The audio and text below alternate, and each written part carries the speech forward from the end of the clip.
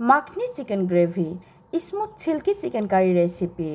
বিসমিল্লাহির রহমানির রহিম। আসসালামু আলাইকুম, ওয়েলকাম টু চ্যানেল। চিকেনের এই রেসিপিটা মুখের স্বাদটাকেই পাল্টিয়ে দেবে। চিকেন কারি রেসিপি আপনারা তো অনেক খেয়েছেন, এইভাবে একবার ট্রাই করে দেখবেন, ইনশাল্লাহ আপনাদের অনেক বেশি ভালো লাগবে। আশা করছি আমার এই রেসিপিটা আপনাদের অনেক বেশি ভালো লাগবে। একবার হলেও আপনারা ট্রাই করবেন। তাহলে চলুন দেখে নেওয়া যাক মূল রেসিপিটা। চুলায় আমি একটা কড়াই বসিয়ে দিয়েছি। কড়াইয়ের মধ্যে দিয়ে দিচ্ছি 4 টেবিল চামচ সয়াবিন তেল। আর এখানে দিয়ে দিচ্ছি বাটার। এখানে আমি 1 টেবিল চামচের থেকে একটু বেশি বাটার দিয়ে দিচ্ছি। এই বাটারটা অবশ্যই দিতে হবে।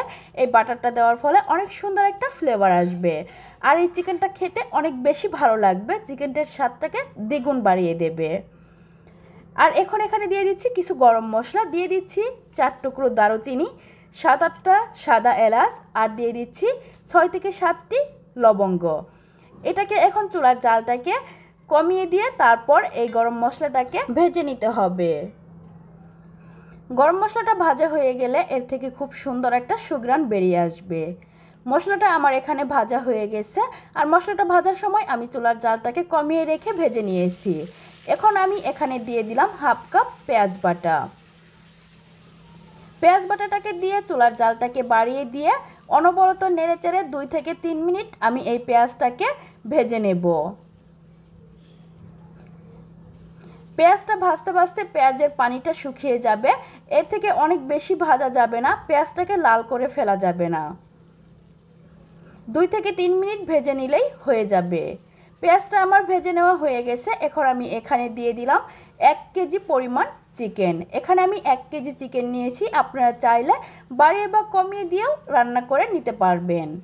এখন আমি এই চিকেনটাকে অনবরত নেড়েচেড়ে চুলার জালটাকে বাড়িয়ে দিয়ে ভেজে নেব। চুলার জালটাকে কমিয়ে দিয়ে চিকেনটাকে ভাজা যাবে না, তাহলে এই চিকেনটার থেকে পানি বেরিয়ে আসতে পারে। এরপর এখানে আমি দিয়ে দিলাম স্বাদ মতো লবণ। এই লবণটাকে দিয়ে আমি অনবরত নেড়েচেড়ে মিশিয়ে নিচ্ছি। আমি আবারও বলছি, চুলার জালটাকে হাই হিটে রেখেই চিকেনটাকে ভেজে নিতে হবে, তা না হলে চিকেনটার থেকে পানি বেরিয়ে আসবে।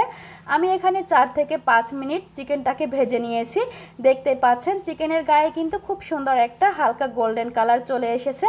এর থেকে বেশি ভাজা যাবে না, তাহলে চিকেনের ভেতরটা শক্ত হয়ে যাবে, এর ভেতরে জুসিনেসটা থাকবে না, আর চিকেনটা খেতে কিন্তু ভালো লাগবে না। এখন আমি এখানে দিয়ে দিচ্ছি 1 চামচ চিলি ফ্লেক্স, আর দিয়ে দিচ্ছি 1/2 চামচ কালো গোলমরিচের গুঁড়া, দিয়ে দিচ্ছি 1 চামচ কাঁচা মরিচ বাটা, দিয়ে দিচ্ছি 2 চামচ সম পরিমাণে আদা রসুন বাটা দিয়ে এখন সবগুলো আমি এই চিকেনের সাথে খুব ভালো করে মিশিয়ে নিচ্ছি। আপনারা যদি এই সেম প্রসেসটা ফলো করে এই চিকেন গ্রেভিটা রান্না করেন, ইনশাল্লাহ আপনাদের এই চিকেন গ্রেভিটা খেতে অনেক বেশি সুস্বাদু হবে। আর একবার যদি রান্না করে খান, ইনশাল্লাহ আপনাদের বারবার এই চিকেন গ্রেভিটা রান্না করে খেতে ইচ্ছে করবে। এখন আমি এটাকে 3 থেকে 4 মিনিট খুব ভালো করে মশলাটাকে কষিয়ে নেব। 3 থেকে 4 মিনিট আমি এই মশলাটাকে খুব ভালো করে কষিয়ে নিয়েছি। এতে করে আদা রসুনের যে কাঁচা গন্ধটা, সে গন্ধটা চলে গেছে।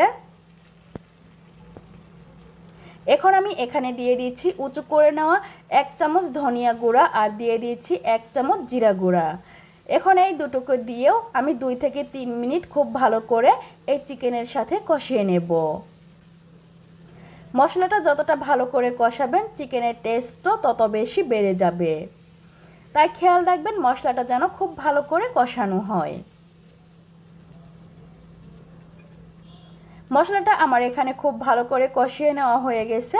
এখন আমি এখানে দিয়ে দিচ্ছি 100 গ্রাম টক দই। আর এই টক দইটাকে আমি খুব ভালো করে ফেটিয়ে নিয়েছি।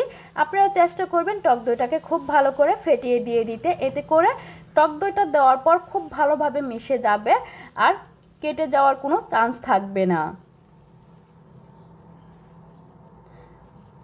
এখন আমি খুব ভালো করে মিশিয়ে নিচ্ছি।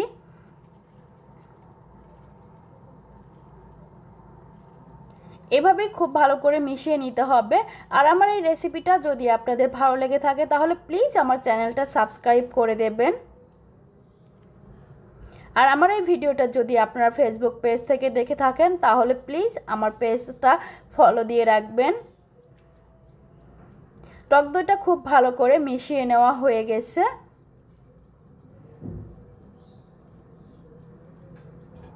এখন এই টক দইয়ের টেস্টটাকে ব্যালেন্স করার জন্য আমি এখানে দিয়ে দিচ্ছি 1 চামচ চিনি।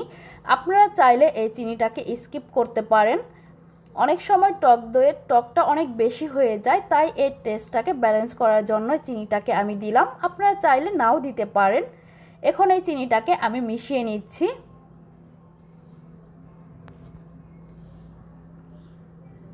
মিশিয়ে নিয়ে ঢাকনা দিয়ে ঢেকে তারপর আমি এই চিকেনটাকে খুব ভালো করে কষিয়ে নেব। চুলার জালটাকে মিডিয়াম টু লো হিটে রেখে এই চিকেনটাকে আমি 7 থেকে 8 মিনিট কষিয়ে নিয়েছি। আর ঢাকনাটা খুলে আমি বারবার নেড়ে চেড়ে দিয়েছি। খেয়াল রাখতে হবে যেন চিকেনটা নিচে পুড়ে না যায়। চিকেনটা আমার এখানে খুব ভালো করে কষিয়ে নেওয়া হয়ে গেছে। দেখতেই পাচ্ছেন তেলগুলো সব উপরে চলে এসেছে।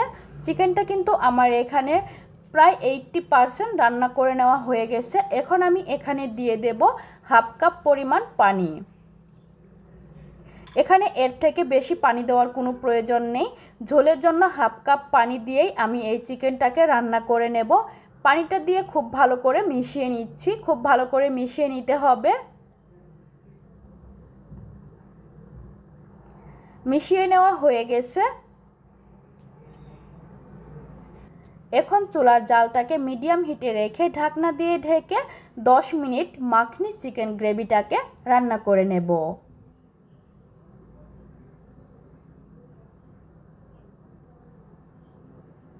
10 মিনিট পর আমি ঢাকনাটাকে খুলে নিচ্ছি। দেখতে পাচ্ছেন আমার এখানে চিকেনটা কিন্তু খুব সুন্দরভাবে রান্না হয়ে গেছে। তেলগুলো সব উপরে চলে এসেছে আর ঝোলটাও কিন্তু অনেকটা শুকিয়ে গেছে। এখন আমি এই চিকেনটাকে একটা সাইডে রেখে দিচ্ছি আর চুলায় বসিয়ে দিচ্ছি আরেকটা ফ্রাই প্যানে দিয়ে দিচ্ছি 1 টেবিল চামচ সাদা তেল আর দিয়ে দিচ্ছি 1 চামচ বাটারটাকে গালিয়ে নিচ্ছি। এরপর এখানে দিয়ে দিচ্ছি 1 চামচ জিরা। আপনারা চাইলে এখানে শাহজিরা কিংবা শাহি জিরা যেটাই বলি না কেন দিয়ে দিতে পারেন। এখন এই জিরাটাকে খুব ভালো করে ভেজে নিতে হবে। আর এই জিরাটাকে ভাজার সময় চুলার জালটাকে কমিয়ে দিয়ে ভেজে নিতে হবে, তা না হলে জিরাটা পুড়ে যেতে পারে। রান্না করার সময় চুলার জালটাকে অবশ্যই খেয়াল রাখতে হবে। জিরাটা আমার এখানে ভেজে নেওয়া হয়ে গেছে। এখন আমি এখানে দিয়ে দিচ্ছি কেটে নেওয়া ক্যাপসিকাম, টমেটো আর কাঁচামরিচ। আমি কিভাবে কেটে নিয়েছি আপনারা দেখে একটু বুঝে নেবেন। এখন আমি এই সবগুলোকে মাত্র 1 মিনিট হালকা একটু টস করে নেব। 1 মিনিটের বেশি টস করা যাবে না, যেহেতু সবজিগুলো অনেক নরম, তাহলে এগুলো একদম সেদ্ধ হয়ে গলে যাবে।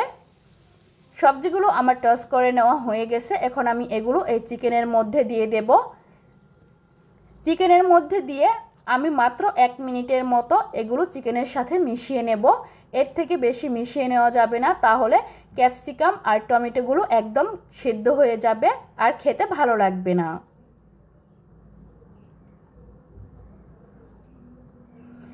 এই ক্যাপসিকাম আর টমেটো দেওয়ার কারণে এই মাখনি চিকেনটা খেতে কিন্তু অনেক বেশি টেস্টি হয়। আপনারা অবশ্যই চেষ্টা করবেন এই ক্যাপসিকাম আর টমেটোটা দেওয়ার জন্য। আর আপনাদের হাতের কাছে যদি ক্যাপসিকামটা না থাকে তাহলে আপনারা এটা স্কিপ করতে পারেন, এতেও কিন্তু অনেক বেশি টেস্টি হয়। আমার রান্নাটা কমপ্লিট হয়ে গেছে। এখন আমি আপনাদেরকে পরিবেশন করে দেখাচ্ছি। দেখতেই পাচ্ছেন এটা কতটা লোভনীয় হয়েছে। এটা দেখতে যতটা লোভনীয় হয়েছে খেতেও কিন্তু ভীষণ মজার হয়েছে। আশা করছি আমার এই ভিডিওটি আপনাদের অনেক বেশি ভালো লেগেছে। সবাই ভালো থাকবেন। আল্লাহ হাফেজ। আসসালামু আলাইকুম।